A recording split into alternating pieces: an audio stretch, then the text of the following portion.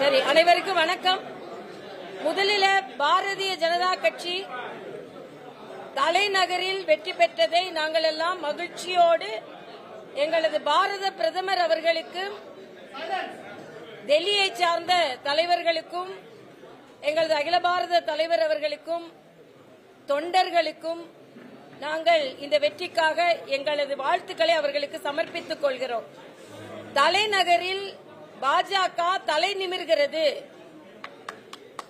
ஆம் ஆத்மி தலை குனிகிறது, காங்கிரஸ் நிலை குலைகிறது.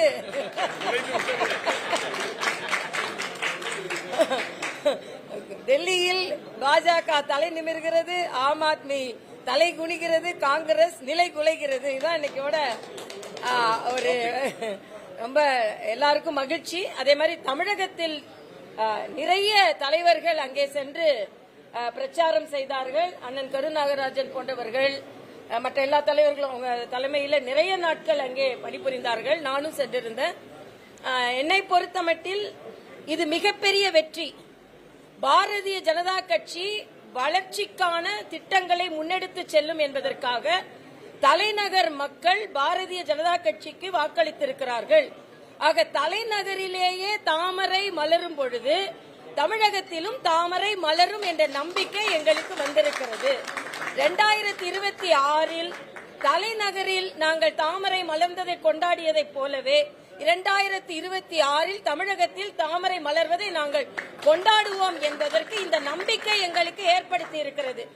இதில் மரியாதைக்குரிய பாரத பிரதமர் தலைமையிலான கட்சிக்கு மிகப்பெரிய வெற்றி, வளர்ச்சி திட்டங்களுக்கு வெற்றி. ஊழலை ஒழிப்போம் என்று சொல்லி ஆட்சிக்கு வந்த கெஜ்ரிவால் ஊழல் குற்றச்சாட்டினாலே சிறை சென்றார். வளர்ச்சியை தருவோம் என்று சொன்னார், எந்த வகையிலும் தலைநகரில் வளர்ச்சியை தரவில்லை. மாசை கட்டுப்படுத்துவோம் என்று சொன்னார், சுற்றுச்சூழலை கட்டுப்படுத்துவோம் என்று சொன்னார். அதிக மாசுபட்ட தலைநகராக டெல்லி விளங்கியது. மின்சாரத்தை முறைப்படுத்துவோம் என்று சொன்னார், மின்சாரத்தை முறைப்படுத்தவில்லை.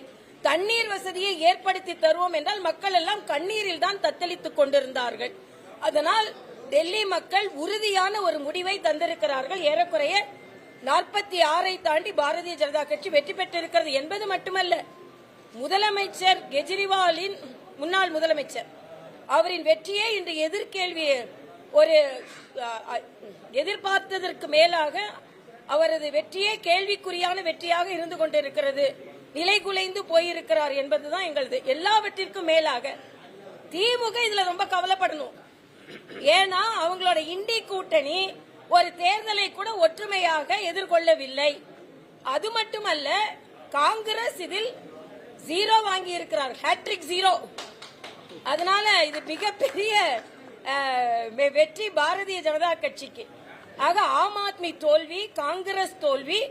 ஆக திராவிட முன்னேற்ற கழகம் தான் அங்கம் வகிக்கும் ஒரு இண்டி கூட்டணியை ஒரு முறைப்படுத்தப்பட்ட கூட்டணியாக தேர்தலில் எதிர்கொள்ள முடியாததும், அவர்கள் பங்கெடுத்துக் கொண்டிருக்கின்ற இண்டி கூட்டணி அங்கே தோல்வி அடைந்து கொண்டிருப்பதும், அதனால இங்கே உள்ள வெற்றியை கூட அவர்களால் கொண்டாட முடியாத ஒரு சூழ்நிலையில் திமுக இருப்பதும் இங்கே நான் குறிப்பிட விரும்புகிறேன்.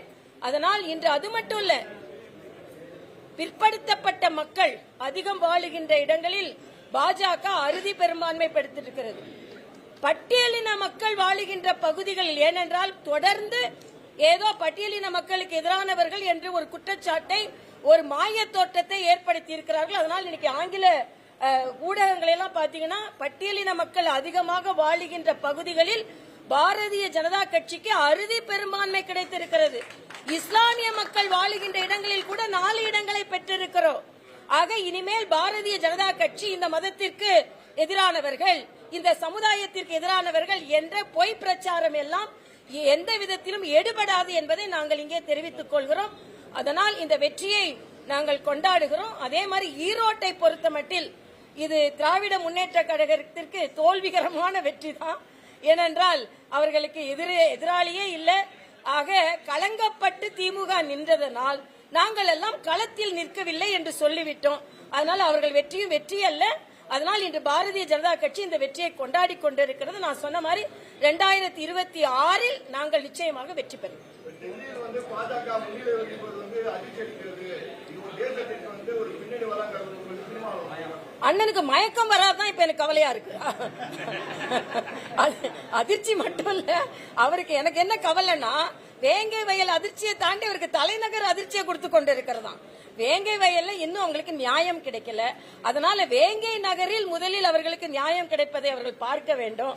தலைநகரை பார்த்து நாங்கள் பார்த்துக் கொள்வோம். இன்னைக்கு அது மட்டும் அதிர்ச்சி இல்ல, பாஜகவின் வெற்றி அதிர்ச்சி இல்ல, இண்டி கூட்டணியின் பிரிவு அவருக்கு அதிர்ச்சி, ஆம் ஆத்மியின் தோல்வி அவருக்கு அதிர்ச்சி. காங்கிரஸ் இன்று கொண்டாடி கொண்டிருக்கிறார்கள் தமிழகத்தில். ஏற்கனவே இலங்கை தமிழர்களை படுகொலை செய்த காங்கிரஸை இன்னைக்கு அண்ணன் திருமாவளவன் கொண்டாடி கொண்டிருக்கிறார். அவர்களின் படுதோல்வி இன்னொரு அதிர்ச்சி. இன்னும் அண்ணன் திருமாவளவனுக்கு சொல்கிறேன், நீங்கள் இன்னும் கொஞ்சம் உங்களை பலப்படுத்திக் கொள்ளுங்கள். பல அதிர்ச்சிகளை நீங்கள் தாங்க வேண்டிய வரும் தமிழகம் உட்பட என்பதை நான் தெரிவித்துக் கொள்கிறேன்.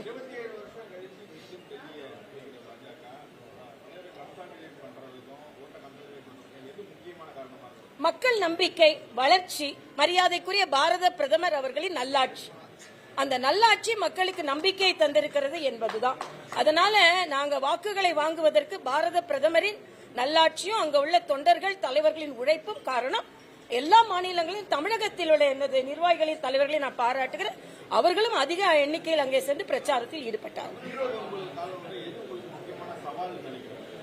நாங்க இப்போ மரியாதைக்குரிய பாரத பிரதமர் அவர்களின் ஆட்சியும் நல்ல திட்டங்களும் எங்களுக்கு ஆதரவு என்று நினைக்கிறேன். எங்களுக்கான சவால் மறுபடியும் நாங்கள் ஏதோ ஒரு சமுதாயத்திற்கு எதிரானவர்கள், நாங்கள் ஒரு மதத்திற்கு எதிரானவர்கள் என்ற ஒரு பொய் பிரச்சாரம் எங்களுக்கு சவால். ஆனால் அது டெல்லி நகரில் எப்படி முறியடிக்கப்பட்டதோ அதே போல தமிழகத்திலும் அது முறியடிக்கப்படும்.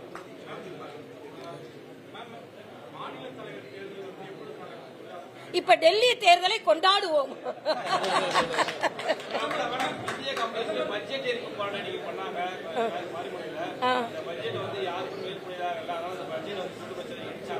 நான் கேட்கிறேன், 12 லட்சம் உச்சவரம்பு இருக்கின்ற மக்களில் 6 கோடி மக்கள் இதில் பலன் பெறுவார்கள் என்று கணக்கு சொல்கிறது.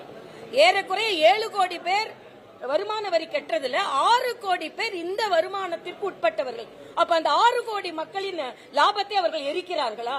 பெண்களுக்கு நல்ல திட்டங்கள் கொடுக்கப்பட்டிருக்கிறது, அதை எரிக்கிறாங்களா? ஆக அவர்கள் எரிப்பது எல்லாம் அவர்கள் சுய கௌரவத்தை, ஈகோவை தான் எரித்துக் கொள்ள வேண்டுமே தவிர பட்ஜெட் நல்ல பட்ஜெட் என்று சாமானியர்கள் கொண்டாடி கொண்டிருக்கிறார்கள். ஆனா கம்யூனிஸ்ட் கொண்டாட மாட்டாங்க. ஏன்னா கம்யூனிஸ்ட்கள் சாமானியர்களிடமிருந்து விடுபட்டு எவ்வளவு நாள் ஆயிடுச்சு, கார்ப்பரேட் கம்யூனிஸ்ட்களாக ஆகிவிட்டார்கள். அதனால் அவர்கள் காமன் மேனுக்கான பட்ஜெட்டை கொண்டாட மாட்டார்கள் என்பது எனது கருத்து. நிச்சயமாக வருவார்கள், தொடர்ந்து வருவார்கள். இது என்ன தெரியல, பிரதமர் அலுவலகத்தில் கேட்டு சொல்கிறோம். நன்றி. சொல்லுங்க.